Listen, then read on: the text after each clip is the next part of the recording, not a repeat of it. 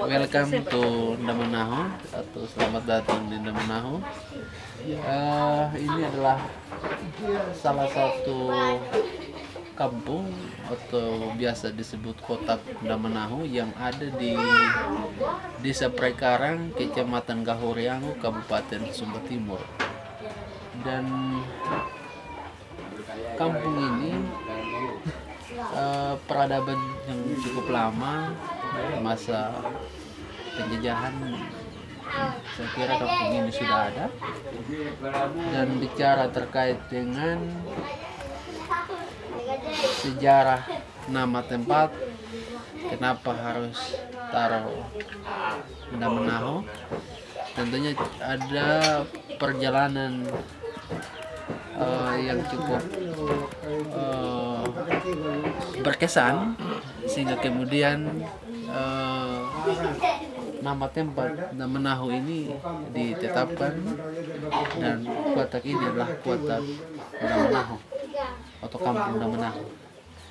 Ya, saya sedikit mencerita terkait dengan yang saya paham oleh leluhur yang menyampaikan bahwa kenapa kampung ini ditetapkan sebagai kampung Ndamanaho, yang dimana pada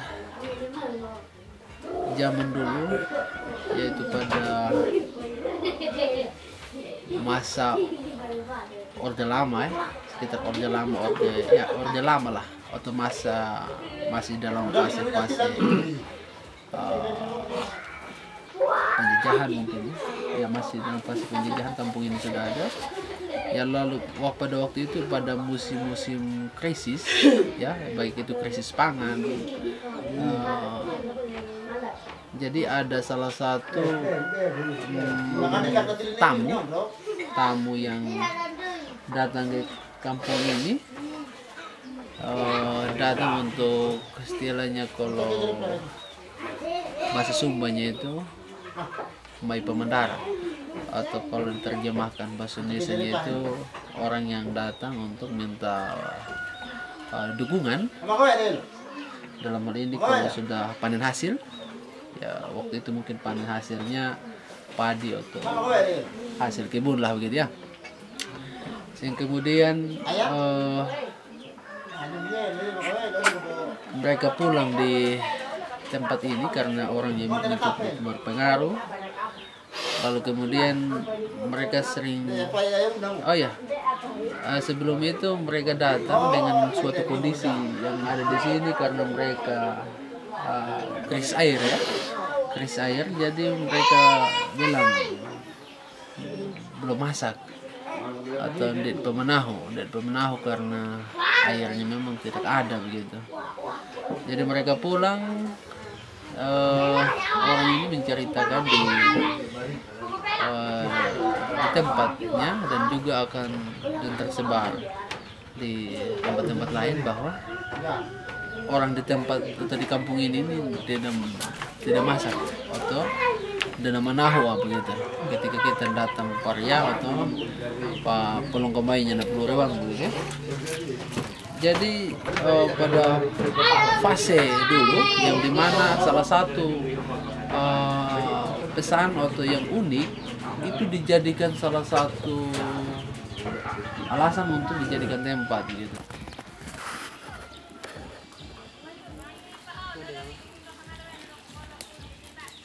Nah itu dia teman-teman, kita sudah tahu kenapa dan apa alasan dibalik nama dari kampung ini teman-teman. Dari alasannya kita bisa simpulkan bahwa di sini kesulitan air. Mari kita lihat lebih dekat dengan sumber air mereka.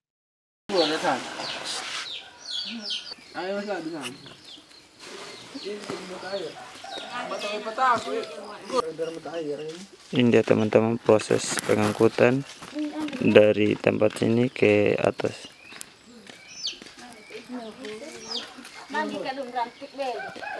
Tidak jatuh, tidak pakai pengaman di atas kepala.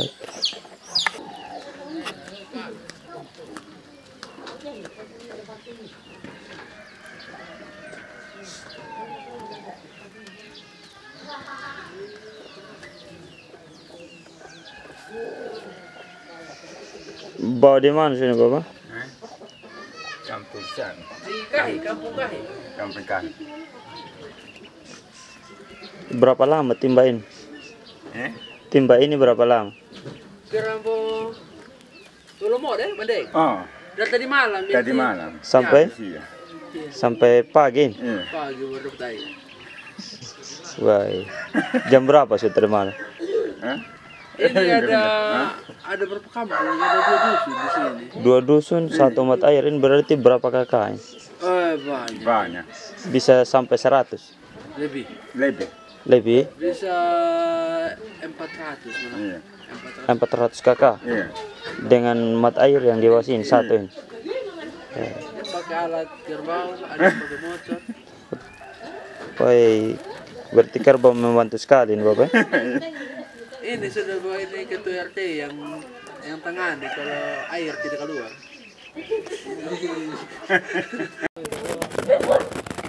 Jadi teman-teman, ini airnya ditimba dari mata air.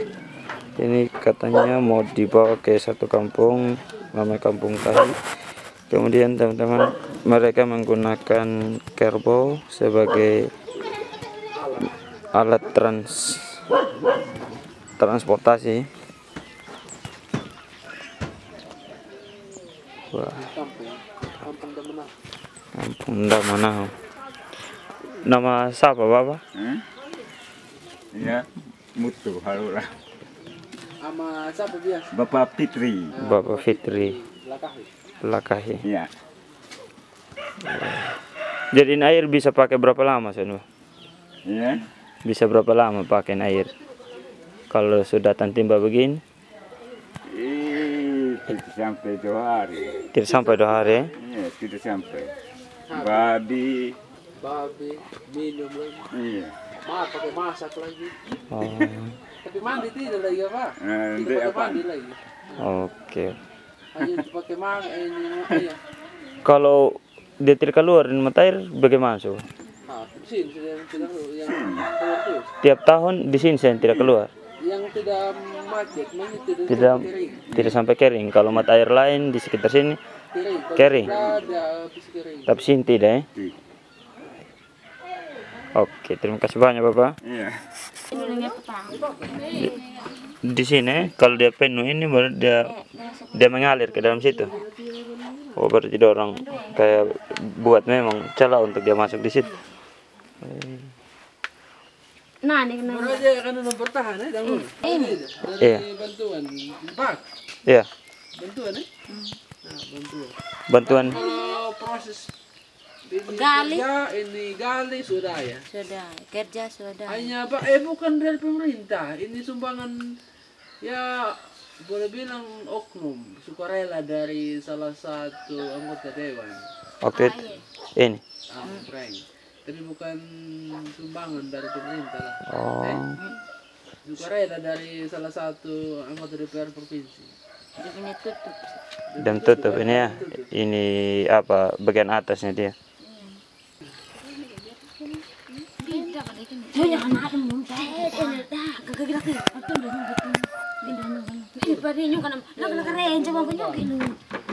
Jadi ini berapa lama sendiri gitu? Pakai. Tidak yang tadi timban. Banyak antri kan. Habis Jam, dalam jam. dari malam. Untuk ada lingkau ya. Kalau ada orang bisa antri berapa lama? Bisa 1 malam, tidak. 1 hari makanya. 1 hari. Kalau antri 1 hari. Soalnya 2 dusun yang pakai. 2 dusun. Iya.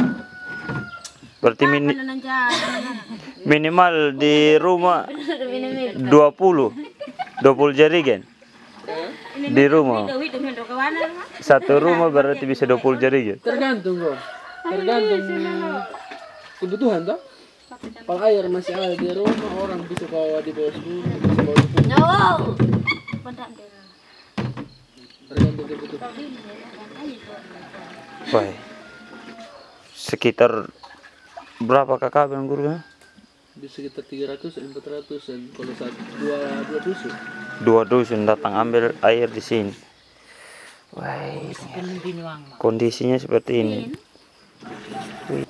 Tapi ini bak ini sudah tidak difungsikan untuk air bersih, Air- hanya untuk ini Hewan. hewan.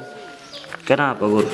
karena dia kotor, bro. Jadi dia ini bukan hanya mata air yang masuk ke dalam, melainkan air hujan, curah air hujan, sehingga dia bisa nampung di dalam. Jadi karena dia kurang dibersihkan, jadi kurang dimanfaatkan secara efektif ini air yang di dalam bak ini. Walaupun ada juga mata air sebenarnya yang masuk ke dalam airnya. Kalau yang tidak pernah kering dari tahun ke tahun, tapi sudah 2 tahun.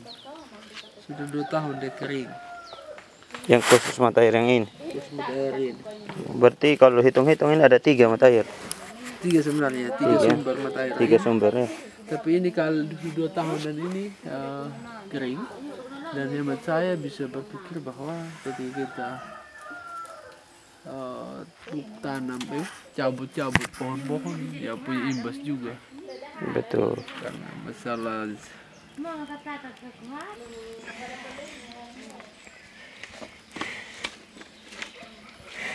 pun pada koi haba na pun. Ang ada madaw ka. Tidak mau Bisa minum teh.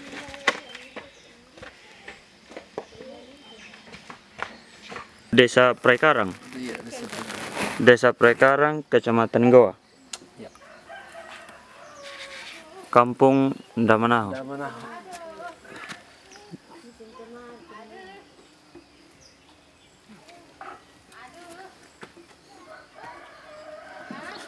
Jadi hewan-hewan akan turun di sini teman-teman, dan mereka akan minum air di sini yang manusia atau orang-orang di sini ambil airnya dari dalam sini, dari bak penampung, lalu ditaruh ke sini teman-teman.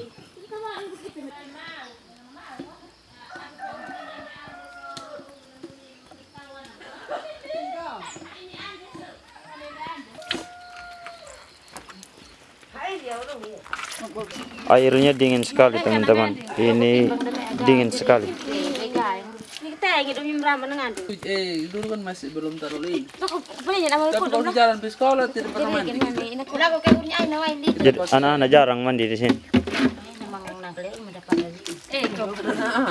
Besar. Ya, tidak saya akan polosin, anggap saya tidak tahu apa tuh. Jarang ini anak mandi, kita juga orang besar kan. Iya. Kita pakai tahu saja.